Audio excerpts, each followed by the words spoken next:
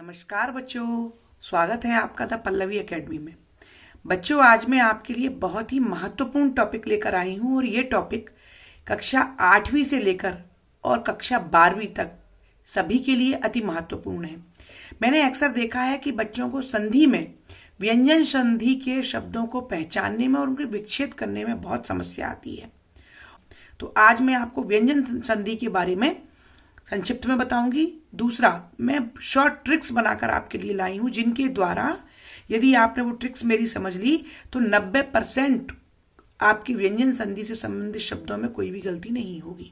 तो चलिए, सबसे पहले आप मेरे वीडियो को सब्सक्राइब कर लें, मेरे चैनल को फॉलो करें, बेल आइकन पर क्लिक करें और मेरी सारी वीडियो आप देखते जाइए और इस वीडियो को आप शुरू से लेकर अंत तक देखें। देखिए बच्चों, व्यंजन संधि संधि की मैंने जो अपनी वीडियो बनाई थी उसमें मैंने संधि के प्रकार बताए थे कि संधि के प्रकार 3 होते हैं: स्वर, व्यंजन और विसर्ग।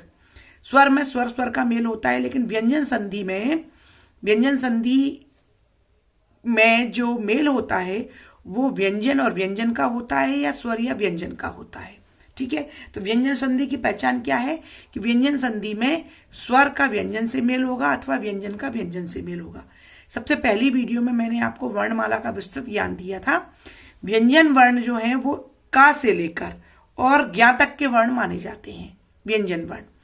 तो मैं आज ऐसी ट्रिक्स बनाकर लाई हूं जिसमें 90% अगर आप शब्दों को पहचानने लगेंगे तो आपकी समस्या सॉल्व होगी।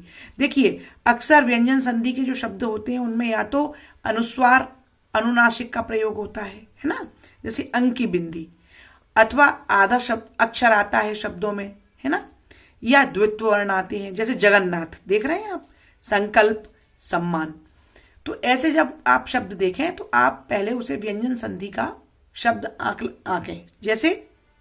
लेकिन यहां पर एक बात ध्यान और देनी होगी कि मैंने बताया था कि यण संधि में भी आधे अक्षर आते हैं, तो विच्छेद करके देख लें। यदि दोनों ओर सार्थक शब्द नहीं आता है तो फिर व्यंजन संधि का विच्छेद करें। तो बच्चों, मेरी पहली ट्रिक है 3-5 के वर्ण को जल्दी एक वर्ण से बदलो भैया। दोबारा से पढ़ें, 3-5 के वर्ण को जल्दी एक वर्ण से बदलो भैया। इसी एक नियम में 2 नियम शामिल हैं। तो पहले हम समझेंगे 3। ये 3 क्या है? तो देखिए बच्चों, वर्णमाला जब हमारी लिखी जाती है तो आप ध्यान देंगे कि हम 5 वर्णों को एक लाइन में लिखते हैं, क ख ग घ अंग। मैंने ऊपर नंबर भी डाल दिए हैं, है ना। तो प्रत्येक लाइन में, इन 5 लाइनों में 5 वर्ण की एक लाइन है, यानी कि कुल 25 वर्ण है। इसके बाद में यार अलावा शासा हा की बात अपन बाद में करेंगे। हम पहले कचट तप 5 लाइनों के 5 वर्णों की बात करते हैं। तो पहला नियम क्या है कि 3-5 के वर्ण को जल्दी एक वर्ण से बदलें भैया, यानी कि 3 नंबर के वर्ण को 1 से बदलें अथवा 1 को 3 से वर्ण बदलें। तो 1 नंबर में क्या है? क च ट त प। और 3 नंबर में क्या है? देखो बच्चों, ग ज ड ध द और ब। ये अब आप इन पर ध्यान देना कैसे, जैसे जगदीश। अब यहां पर देखो, मैं एक बात और समझा दूं, यहां पर बड़ी ई की मात्रा लगी है, तो यहां पर ई की मात्रा से ये दीर्घ स्वर संधि समझ में आ रहा है। तो आप विच्छेद करें। जब आप विच्छेद करेंगे तो आप देखेंगे, अगर हम दीर्घ स्वर संधि में विच्छेद करें तो क्या होगा? जगद धन ईस, जगद द आएगा, तो ये अशुद्ध शब्द है। जगद नहीं होता बच्चों, सही शब्द होता है जगत, है ना। तो पहली बात तो ये क्लियर हो गई कि मात्रा को पहचान कर अगर वो स्वर संधि की कहीं लगती है तो विच्छेद करके अवश्य देखें। अब हम वर्ण पर आते हैं। द कौन से नंबर में आ रहा है? 3 नंबर में आ रहा है। ता की लाइन में त थ द, तो 3 नंबर का वर्ण है। अब हमारा नियम क्या कहता है कि 3 नंबर के वर्ण को 1 में बदलना है। तो बस विच्छेद कर दो। कैसे करोगे? द की जगह ता लगा दोगे, जगत धन ईस। बच्चों, विच्छेद करते समय यहां पर जो भी वर्ण आएगा उसमें हम हलंत लगाएंगे, है ना। तो जगत धन ईश, दा को ता में बदल दिया, यानी कि 3 को 1 में बदल दिया। इसी तरीके से दिग्गज, ये गा है। कौन से नंबर पर है गा? क ख ग, तीसरे नंबर का वर्ण है। तो इस गा को हम क्या करेंगे? का में बदल देंगे। विच्छेद करते समय क्या करेंगे? दिक धन गज। तो दिक गा को का में, है ना, तो 3 नंबर के वर्ण को 1 में।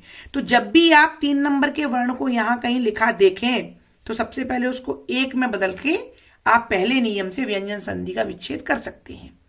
अब हमारी लाइन को दोबारा पढ़ेंगे। 3 5 के वर्ण को जल्दी 1 वर्ण में बदलो भैया।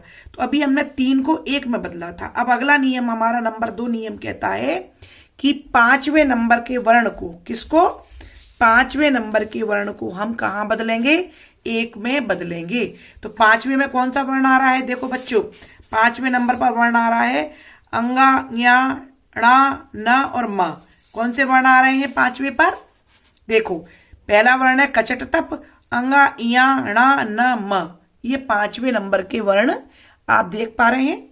ठीक है, तो अब 5 को हम 1 में बदलेंगे। वांग मय कहां पर है, 5वें नंबर पर। अब इसको हम जब 1 में बदलेंगे तो विच्छेद करते समय का हो जाएगा, वाक धन मय, 5 का 1 में परिवर्तन। इसी तरीके से उन्नति कहां पर है ना, 5वां वर्ण है और इसका पहला वर्ण क्या है इस लाइन का, त। तो क्या करेंगे हम, इस ना को हम ता में बदल देंगे, उत धन नति। तो भाई क्या नियम हुआ, दोहराइए, 3 5 के वर्ण को जल्दी 1 वर्ण में बदलो भैया। यानी कि 30वें नंबर वाले वर्ण को आप 1 में बदल दें, 5वें नंबर वाले वर्ण को आप 1 में बदल दें, तो आपका संधि विच्छेद सही हो जाएगा। ठीक है, अब हमारा तीसरा नंबर क्या आता है, मेरी अगली कविता है, अनुस्वार को मां में बदलो पार लगाओ अपनी नैया। अनुस्वार को मां में बदलो पार लगाओ अपनी नैया। जहां कहीं भी आप अंग की मात्रा देखें, अंग देखें, तो उसको विच्छेद करते समय सीधे मां में बदल दें। ठीक है, संकल्प, संकल्प, तो क्या करेंगे हम, इसको हम मां में लिखकर सीधे लिख देंगे सम धन कल्प। तो हमने अंग की बिंदी को मां में बदल दिया। संतोष, संतोष को हम क्या करेंगे, सम धन तोष, संतोष। तो हमारी लाइन पूरी हुई। कैसे, 3 5 के वर्ण को जल्दी 1 वर्ण में बदलो भैया, अनुस्वार को मां में बदलो पार लगाओ अपनी नैया। ये 3 वर्ण से आपको 3 प्रकार के संधि विच्छेद समझ में आ गए होंगे। अब अगला देखो, कुछ वर्ण ऐसे हैं जो डबल आ जाते हैं, है ना, तो उसमें एक नियम चलेगा। जैसे कुछ वर्ण की मैं उदाहरण ले लेती हूं, चच्चा लल्ला अड्डा सज्जा को तुम जल्दी ता में बदलो। जहां पर आधा चा पूरा चा आए, आधा ला पूरा ला आए, आधा डा पूरा डा आए, या आधा जा पूरा जा आए, तो हम उसको ता में बदल देते हैं। जैसे सज्जन, तो देखिए इस जा को हम क्या करेंगे, ता में बदल देंगे, सत धन जन। उच्चारण, इस आधे चा को हम ता में बदल देंगे, उत धन चारण। ठीक है, जैसे उड्डयन, उड्डयन, तो हम वहां पर भी डा को हम ता में बदल देंगे। तो बच्चों, चच्चा लल्ला अड्डा सज्जा को तुम जल्दी ता में बदलो। और अगली लाइन क्या है, रि सर संग में णा आए तो ना में बदल के आगे बढ़ लो। रि सर संग में णा आए तो ना में बदल के आगे बढ़ लो। यानी कि अगर री के बाद में णा आ जाए, णा, या सा के बाद में णा आ जाए, या रा के बाद में णा आ जाए, तो विच्छेद करते समय हम णा को क्या कर देंगे, ना में बदल देंगे। तो कैसी लगी मेरी ये 4 लाइनें। अगला नियम क्या है, सम्मति जैसे द्वित्व वर्ण में मां को लिख दो लगा हलंत। सम्मति, म डबल मां आ जाए, जैसे सम्मान, तो सम धन मान, सम्मति, सम धन मति। जहां भी आपको डबल मां दिखे तो आधे मां को पूरा लिख के हलंत लगा दो। ठीक है, और व्यंजन के ये नियम सीखो, हंसो निकालो अपने दंत। तो बच्चों, ये मेरे 6 नियम मैंने आपको शॉर्ट ट्रिक दी है। वैसे तो व्यंजन के बहुत सारे नियम होते हैं, लेकिन 90% जो शब्द आते हैं वो इन्हीं 6 नियमों में से आते हैं। तो आप मेरी ये कविता को जल्दी से याद कर लें और व्यंजन संधि से संबंधित सारी समस्या आपकी सॉल्व हो जाएगी। आपके अभ्यास के लिए मैं ये 4 शब्द दे रही हूं। इनका विच्छेद करके आप चैट बॉक्स में मुझे जरूर लिखें और एक बार जल्दी से मेरी एक कविता दोहरा लें। कैसे?